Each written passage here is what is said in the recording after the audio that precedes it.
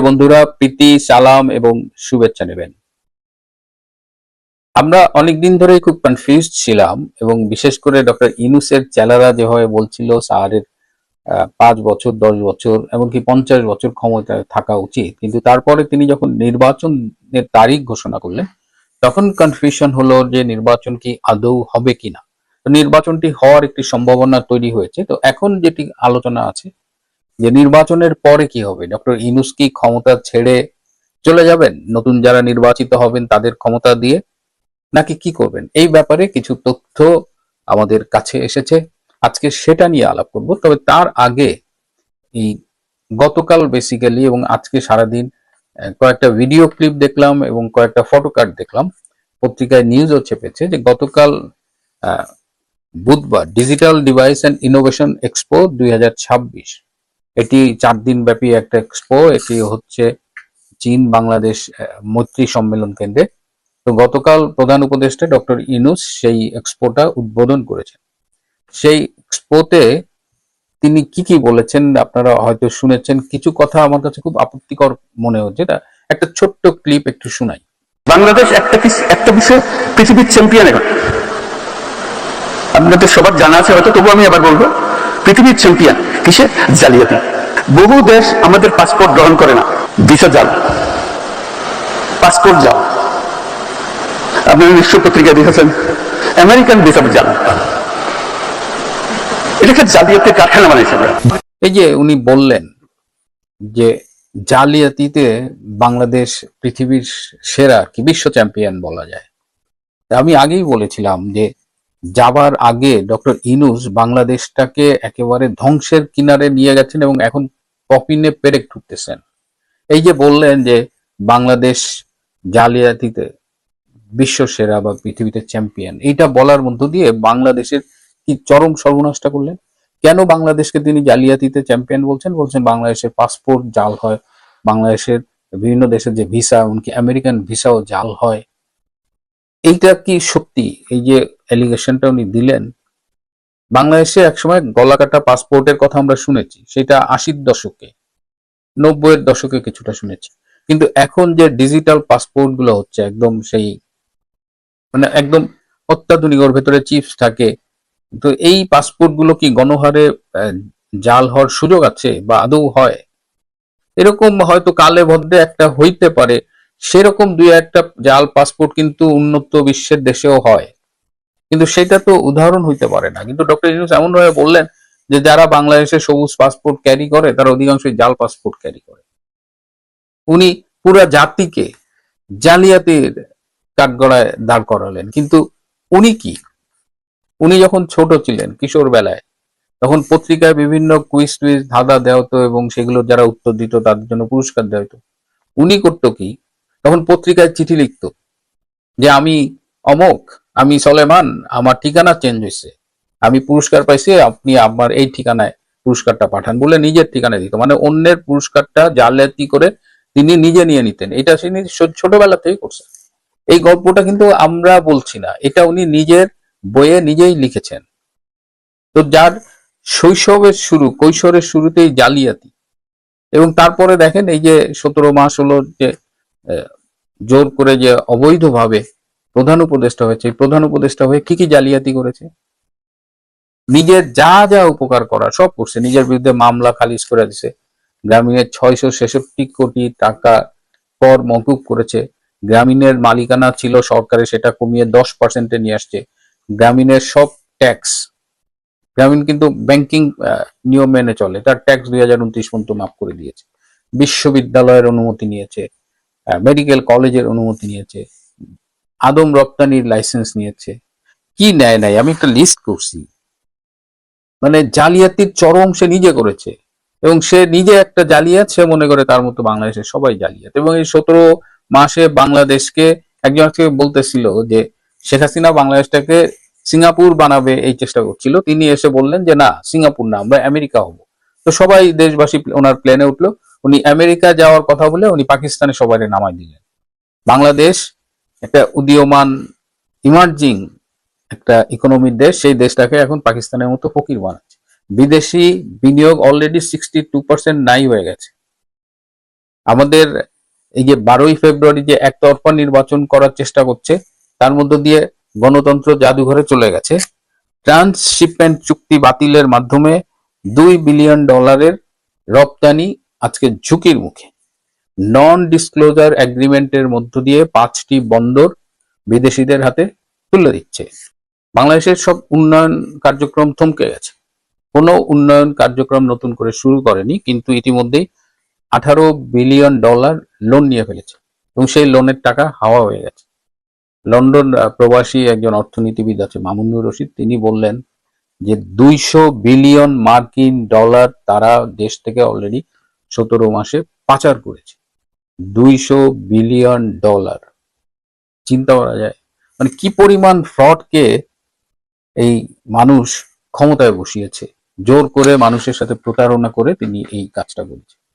এখন এই লোকটা ক্ষমতার থেকে তো যেতে চান না, কিন্তু তিনি ফেব্রুয়ারির ইলেকশনের পরে কি চলে যাবেন?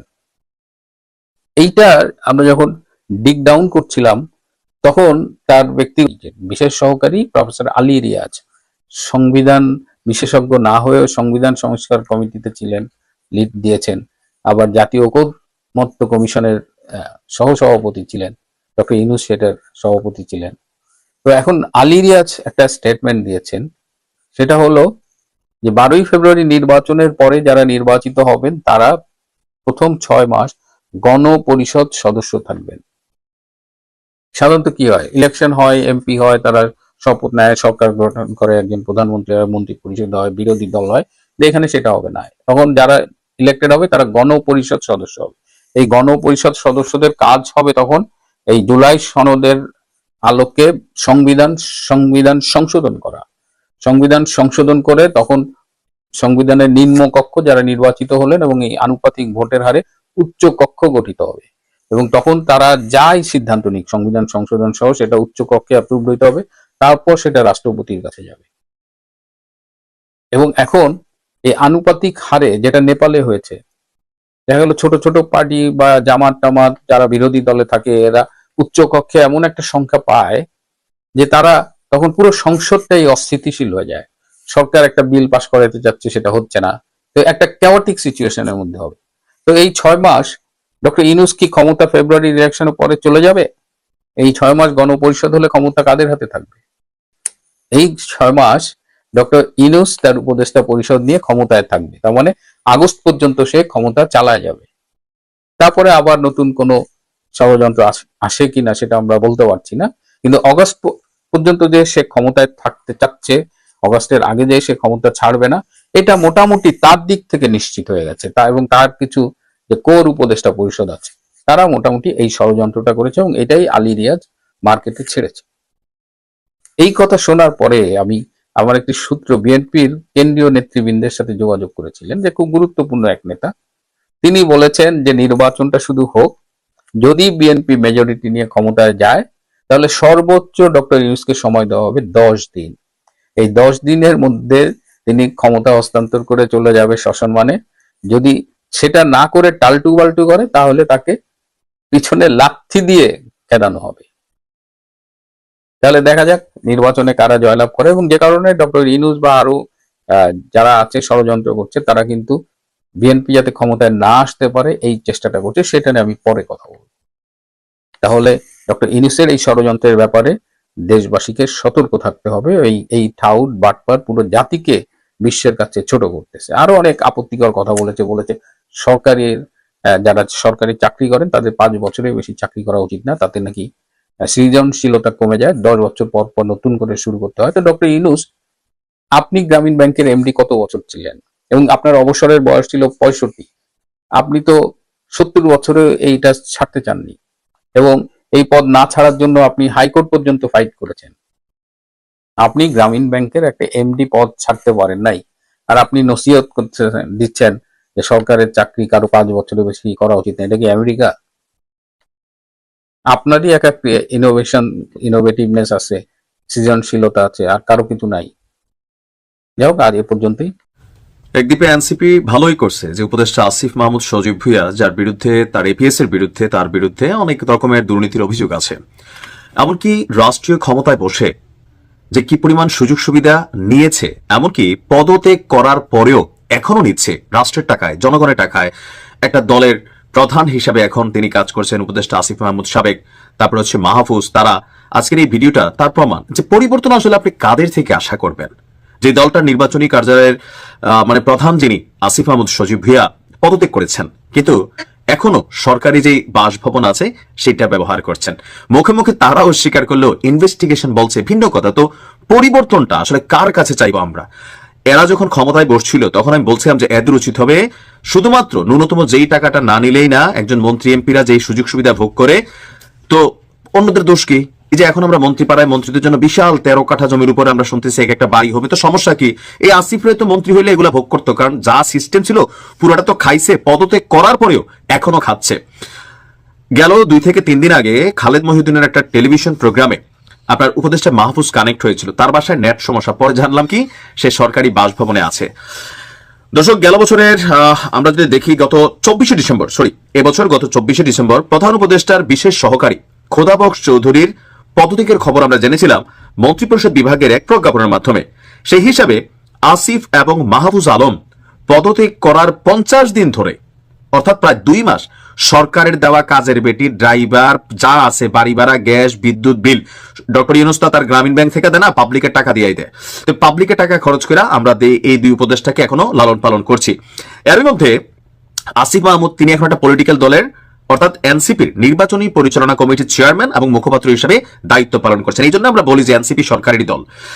তবে সরকারি বাসা ছেড়েছেন বলে দাবি করলেও দেখেন এই যে মিথ্যা কথা, কেন ভাই? এগুলো তো আমরা অন্যান্যদের থেকে শুনতে মানতে ভাল লাগছে, কিন্তু তোমাদের থেকে তো না। এই জন্যই বলি সব সালারা চেয়ারে বসলে সব ধান্দাবাজ ভাই, বুঝছেন? বাঙালি জাতি সে যে আমি আপনি আমরা দুর্নীতির বাইরে না, যদি চেয়ারে বসে যাইতে পারি তাহলে আমাদের মধ্যে এই লোভ লালসা কাজ করবে। যে প্রমাণ দেখেন, বলতেছে সরকারি বাসায় নাই, কিন্তু প্রতিনিধি পরিষদে যোগ দেওয়া আসিফ মাহমুদ সজীব ভুঁইয়ার হেয়ার রোডে বাসা যেটা আছে, নিলয় 6 গিয়ে একজন দায়িত্বরত কর্মচারীর সাথে কথা বলে জানা যায় তিনি এখনো বাসা ব্যবহার করছেন। তার বাসায় দায়িত্বরত আরেক কর্মচারীও বলছেন স্যার তো আছেন, বাসা ছাড়েন কিছু। আসিফ বলছে বাসা নাকি ছেড়ে দিছে। এই যে মিথ্যা কথা। এই উপদেষ্টার বেশিরভাগ সময় পরিবারের বাসায় থাকেন, তবে এই বাসায় এখনো তার দখল আছে, এখানে সে বসবাস করে। নিলয় 6 আশপাশে উপদেষ্টাদের বাসায় দায়িত্বরত আইন শৃঙ্খলা বাহিনীর একজন সদস্য বলেন এখানে তিনি নিজেদের কার্যক্রম পরিচালনা করেন, লোকজন নিয়ে আসেন, এখানে থাকেন। অর্থাৎ রাষ্ট্রীয় টাকা দিয়ে এনসিপি কে নির্বাচন করানোর জন্য সকল ধরনের সুযোগ সুবিধা ডক্টর ইউনূস নিজেই নিশ্চিত করে দিচ্ছেন। নয়তো এটা কেন হইলো? এটার জবাব কি ডক্টর ইউনূস দিবে? ওনার কাছে এখন জিজ্ঞেস করা যাবে? জিজ্ঞেস করলে আবার আমাদের বিরুদ্ধে মামলা হবে না তো? মানে হইতে পারে আর কি, বাংলাদেশে যেটা হয়, ক্ষমতাকে চ্যালেঞ্জ জানানো আসলে ঝামেলার। এদিকে হেয়ার রোডের উত্তরায়ণ 3 এই নম্বর ডুপ্লেক্স বাংলোতে থাকেন মাহফুজ আলম। কবে নাগাদ বাসা বুঝিয়ে দেবেন বা ছাড়বেন সেই বিষয়ে জানতে চাইলে তিনি বলেন নির্বাচনের আগেই বাসা ছেড়ে দিবেন। তোমরা ছাড়লি না কেন? তোদের কাছ থেকে আমরা কি চাই? এই পরিবর্তন। ওই যে নাসির পাটোয়ারি বা এরা যখন কোথাও যায় পাবলিক প্রথমে দিকে এই বন্যার টাকাটি কই, ত্রাণের টাকা কই? তোমরা যে অন্যদের চাঁদাবাজ ধান্দাবাজ বলো, তো তোমরা তো পাবলিকের মানে বন্যার টাকার হিসাব দিছো। জুলাই ফাউন্ডেশনের 100 কোটি টাকা কোথায় গেল? কেন জুলাই যোদ্ধারা এখনো চিকিৎসা পাইল না? এই টাকা কই? কে জবাব দিবে? এক একজন আগে নাচতো, এখন টুপি টাপি পইরা মানে ফেরেশতা হয়ে গেছে। আমি আশ্চর্য হই, বুঝছেন? এই জন্যই বলি যে এখানে আপনি কারে ভালো বলবেন? সব ঘুরা ফিরে শুধু যদি সুযোগ সুবিধা একটু কম নিছে, আমার কাছে লাগে যে হাসনাত আর তাসনিম রানা, বাকিরা সবাই সবার মতন বের হচ্ছে। তো মাহফুজ বলতেছিল সিস্টেম উইল সে, এক সময় নাকি সবকিছু সামনে আসবে, আমরা সে অপেক্ষায় আছি। এখন তারা কতদিন থাকবেন এই বিষয়ে কোনো তথ্য তার কাছে নেই বলে সরকারি আবাসন পরিদপ্তরের পরিচালক মোহাম্মদ আসাদুজ্জামান বলছেন যে ডরে ভয়ে কিছু বলতেও পারতেছেন। এই যে আইন, বৈষম্য বিরোধী আইন, এরা নিজেরাই বৈষম্য করে রাষ্ট্রে সিস্টেমে ক্লোজ করে রাখছে। এখন এই বিষয়ে নাকি সচিব স্যারকে অবহিত করেছিল, এখনো মন্ত্রণালয়ের নির্দেশনা অনুযায়ী মানে কোন রকম সিদ্ধান্ত আসেনি। তবে এই বিষয়ে আমরা যদি যতটুকু দেখছি যে মানে মোট কথা হচ্ছে যে যে যেমনে পারে ওইভাবেই সুবিধা নেয়। দেখেন না এক একজনের চপ্পল থেকে এখন জর্ডান নাইক্সের একজোড়া জুতার দাম 1 লাখ 1.5 লাখ টাকার জুতা পায়, আর বাকিগুলো তো বাদে দিলাম। ভোট কারে দিবেন বুঝে শুনে দিয়েন, এখানে পরিবর্তনের কোনো কিছুই নাই। যার যারে ভালো লাগে তারে ভোট দেন। আসসালাম।